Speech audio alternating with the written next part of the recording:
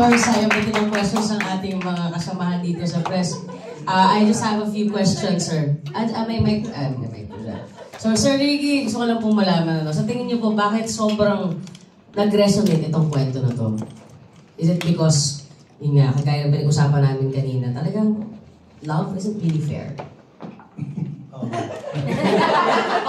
Actually, sa totoo lang, sa lahat ng libro ko, hanggang ngayon, ang bestsellers ko, Tultugap at Para Kay B. And yet yung Para Kay B, nasulat ko 2008 pa. Talo niya mas yung mga bagong libro ko. I suppose, yung mga nagbabasa gusto nilang nasasaktan. Yes. Sa pag-ibig, pag sobrang happy, hindi sila natutuwa eh. Parang lahat sila may mga hubot sa loob.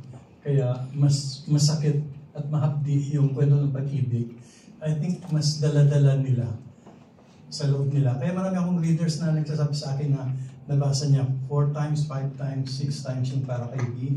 Or kung minsan pag bumabagyo, nasa bahay lang siya, binabasa niya uli. I think kasi cathartic din yung pakiramdam. Parang I think siguro kaya marami rin sa atin ang mahilig sa malulungkot na kwento, malulungkot na kanta.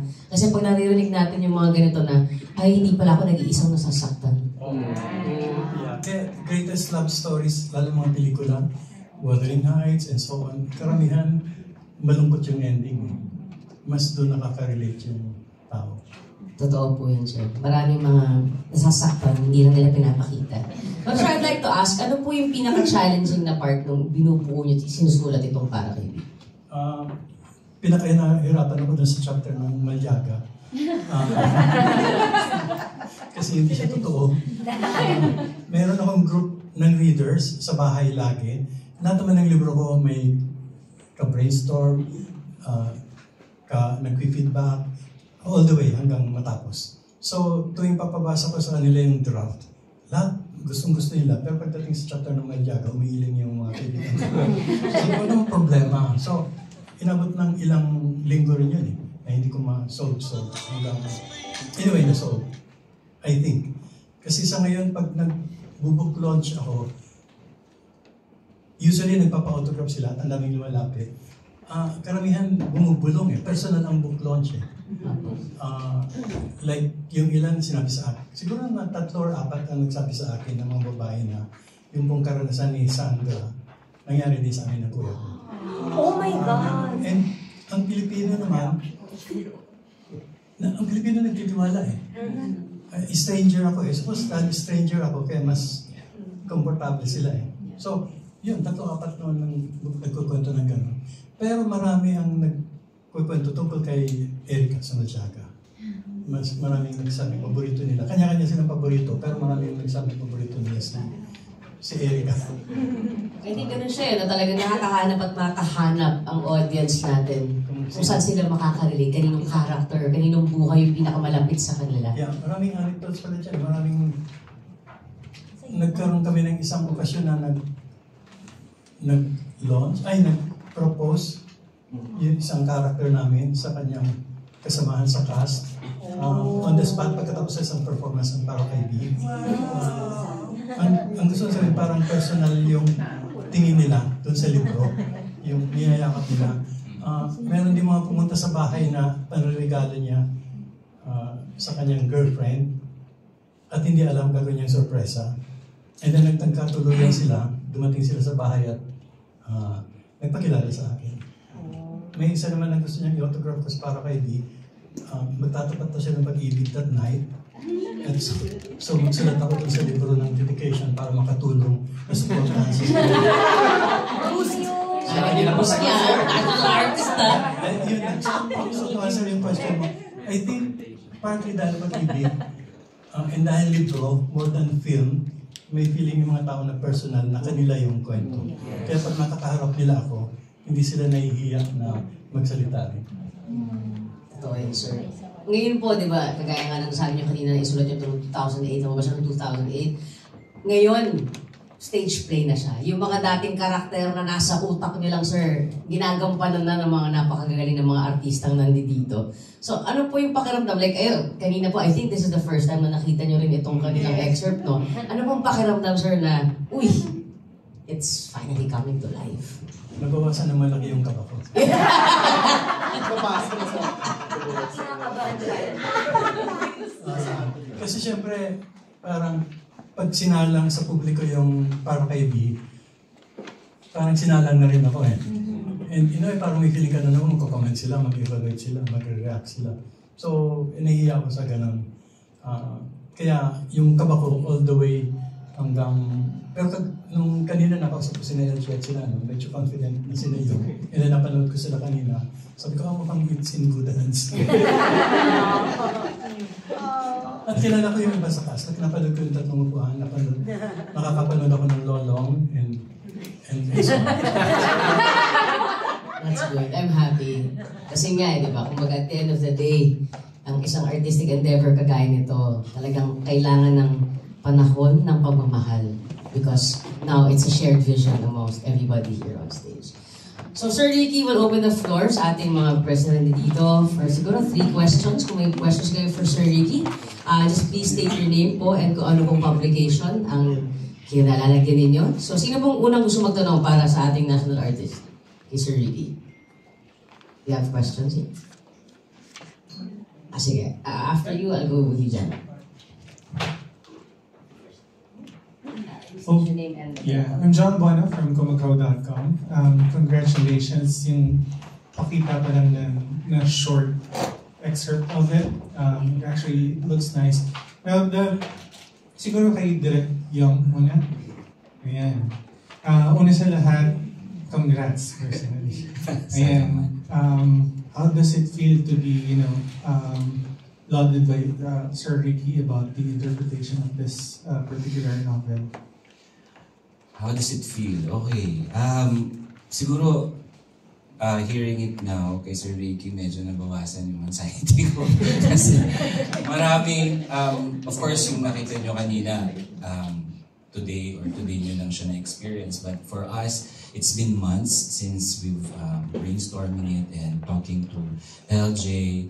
And we are very blessed na sobrang dali kasi kausap ni Sir Ricky. Sobrang niyang daling katrabaho, ka-collaborate. So, hearing something nice like that is medyo comforting. Can you tell us like a short story about how this all came about? Okay. Kami ni LJ, our playwright, since last year, mga June, we've been communicating and trying to brew something na project. Hindi pa naglaland sa amin, sa thoughts namin na gawin ang para kay B. We've explored some plays, either adaptation or even plays na sinulat ni LJ. And then I guess one day, nagising siguro si LJ na realize niya, he wrote something na existing na, which is yung stage adaptation ng Para Kay B. And Para Kay B is, generation ko siya eh. Like, 2008, I was barely adult. I think most of us, generation natin siya. Dami-damay na to. So, yun kagad yung nagpa-excite sa akin nung in-offer sa akin ni LJ. Like, hindi ko pa nababasa yung script, hindi pa kami nag-uusap and all.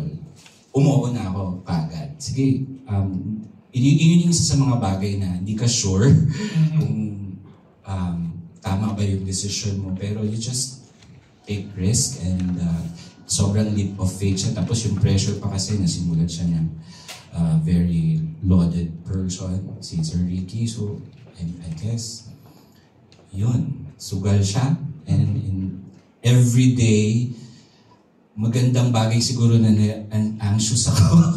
Every day hanggang papalapit siguro yung show and we're exploring this. Sabi nga ni LJ, kung hindi mahirap ang isang bagay, bakit pa natin siya gagawin? Diba? We've seen a lot of and experienced a lot of productions and this is something na we are all excited to do kasi bago siya sa aming lahat. Some of us or most of us, first time play or straight play, but been performing since ever since. And yeah, and this is my first venture in producing a major theatrical production. So that's another risk also for me, aside from directing it. So yeah. Siguro kay LJ, as a playwright, some sort? Yeah. Yes, po. Okay, when did like the conception of this become like a full-blooded script? And how loyal were you to the novel? Okay, mahaba po yung history ng Para Kay B. Pero nagsimula yung proyekto 2011 para sa acting class sa UPLB. So may director na nag-approach sa akin na subukan kong i-adapt yung novel. Di pa nababasa yung novel. Tapos, so ginawa ko siya. I think ito ang first book adaptation na nagawa ko. Ayun. Tapos, so sinulat ko yung script, highlighting yung love stories lang, hindi yung buong novel. Kasi nga, for acting class lang siya. So, limited time lang. And then, sobrang fortunate namin na nagpunta si Sir Ricky dun sa show at tuwang-tuwa siya sa naging output. Nagsisimula pa lang din ako noon na magsulat ng dula. So, lagi kong binabalikan na parang si Sir yung isa sa nagbendisyon na go, kaya mo sumulat ng dula. Hindi pa ako nagmamanila nun. So, 2011-2012 yon. Nag-evolve yung script. 2018, may grupo kami, Tabsing Collective Philippines. Sabi ko kay Sir, gagawin po ulit namin. Challenge niya ako, sabi niya, gawin mo na ng buong novel na. So, 6 chapters. Kasi one show lang naman siya, festival sa BGC. So, in-accept ko yung challenge. Sige, sulat ko siya ng buo. Nanood ulit si Sir, masaya naman si Sir. So, okay. Natapos yun. And then, eto na. Bagong rendition ng novel. May challenge ulit si Sir. na ang gandang challenge kasi na-realize ko rin hindi ko fully naiintindihan yung Para Kay B back then. Nakatutok ako sa love stories, sa sakit, sa hapde ng mga kwento ng pag-ibig without realizing that the novel is more than that. At yun yung ginugol ng production na to na mai-present sa public, even sa mga fans na excite ako na ma-rediscover din nila na ito pala talaga yung Para Kay B, na hindi lang siya kwento ng pag-ibig. And ayun, so nasagot ko na ba lahat ng tanong? Story. Alright, thank you. Siguro yung last question ko kay Sir Ricky. Sir, not to like specify who, but are you strict in some way in making sure that all your novels are well interpreted, even on theater? And if there are some people who bastardized already some of your work, why do you keep on encouraging others to do it still? Well, basically, I'm a very open person. Pag hirap akong mag-no, hanggang ngayon, pag may nakabukas sa pinto, papasok ako. Tsaka na lang ako magsisisi. O matutuwa. And that has been, ganun ako mula pa noon hanggang ngayon. That's why ang dami-dami kong napapasukan. Mas ganun siya. And ikalawa, mula nang nagpa-workshop ako, naging open ako sa mga bagong talents, bagong mga filmmakers, bagong artists. Naging lalo pa akong bukas kasi mga bago ito. That's why si LJ was a workshopper, that's 15. So, open agad ako pag workshopper nagsabing ganito, yes, agad ako. And then sinabi niya yung si Yong, bago, buti nga bago. In a way, there's something exciting. Nang bring up yung Para Kay B, yung sabi kong kaba, because nung nilabas ko yung nobela, ang dami kong offers para gawin siyang pelikula from different movie outfits. Hanggang eventually may nakausap ako na pumayag na 2 pelikula. Kasi ko hindi kaya siya sa 2 hours. So back to back. At nag-down siya. Sinubukan ko yung sulat, nahirapan ako. And I tried again at nahirapan ako. So I know na mahirap siyang isulat. And binitawan ko na. After that, parang alok. Hirap pa rin akong gawin. Sabi ko, wag na muna. I think that's why nung una rin sina LJ na ginawa, nag-focus sa love stories eh. Kasi ang hirap i-blend yung it's about love, but actually, and then it's a tribute to writing and to writers. It's about how writers write, how stories evolve, just using love stories. And ang hirap i-blend nun. And you have 5 stories in one play. Hindi siya one linear, lang. So mahirap talaga siyang isulat. At hindi ko pa nagagawa. May nagkalok ulit, at may down na ako eh. Nabagsak ko lang po. may down na ako. And then may nag-alok ulit na gawin yung series. So trinay ko ulit, nahihirapan pa rin ako. Although I think it's doable, pero nahihirapan ako. That's why I admire yung courage at bravery ni na LJ na nagawin siya. In the past, marami siya na naging, may mga iba pang gumawa eh. May isang grupo ng mga deaf mute na nag-perform din. But usually, hanggang love stories lang sila. Hindi nila talaga makayang yung tabuan na yung kanina, yun yung meta, yun yung about writing. Hindi nila makayang puntahan doon. May 1 or 2 universities na nag-attempt din before. Again, mag-end sila sa love stories. So, it's a real challenge dito. But I think, gaya ng sabi ni LJ, kung mahirap, mas maganda pag nagawa eh. Pag easy siya, hindi naman fulfilling eh. So, and I think the group naman is up to the challenge. It's in good hands. Si Nico workshopper at kilala ko siya. Si Gold, kilala ko. I think may mga kilala ako dito. So, Thank you so much. Thank you so much, Ricky. So baka yung series, baka talagang yung binubuksan namin yung pinto na pwedeng fire and ice meeting. Binubuksan namin, total mahilig kayo pumasok sa pinto. But I think that's what makes you. I mean, it's safe to say na marami sa amin na nasa industriya ang tinitingala ka. Hindi lang dahil magaling ka, sir. Pero dahil hindi mo nakakalimutan yung mga bagong henerasyon and you really guide all of us. Maraming So before I go to you, Janice, and before we open the floor to any more questions, gusto ko pong nakapagsalita na ating creative team. Siyempre, ngayon naman gusto kong puntahan ng ating mga cast members. Yan.